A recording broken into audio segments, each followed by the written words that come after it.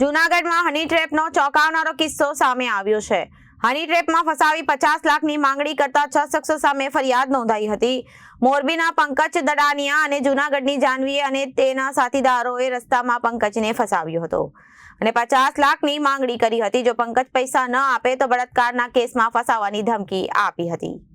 હની ટ્રેપમાં ફસાવી 50 લાખની માંગણી કરાતા 6 શખ્સો સામે ફરિયાદ નોંધાઈ।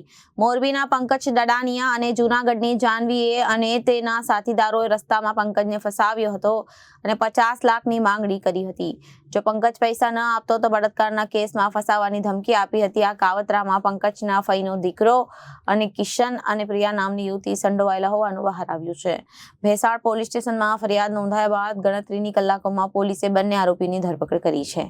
આ જાનવી છે, મેરિડ છે, તેને 2 દીકરીઓ છે।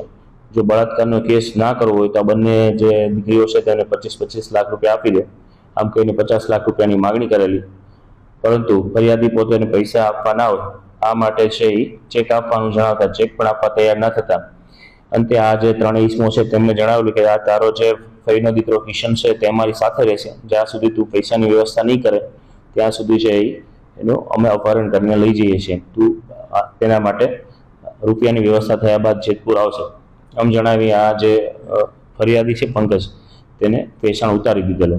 6 આરોપીની ટોળકી બનાવી અને આ ફરિયાદીની પાસેથી 10 લાખ રૂપિયા જે એના એકાઉન્ટમાં હતા, જે તેને જમીન વેચવાથી તેના એકાઉન્ટમાં આવેલા હોય, આ પડાવી લેવા માટે છે એ ફરિયાદીના ફઈનો દીકરો કિશનની મદદ લઈ અને તેનું અપહરણનું આખું નાટક ઊભું કરી અને આ પ્રયત્ન કરવામાં આવેલો છે।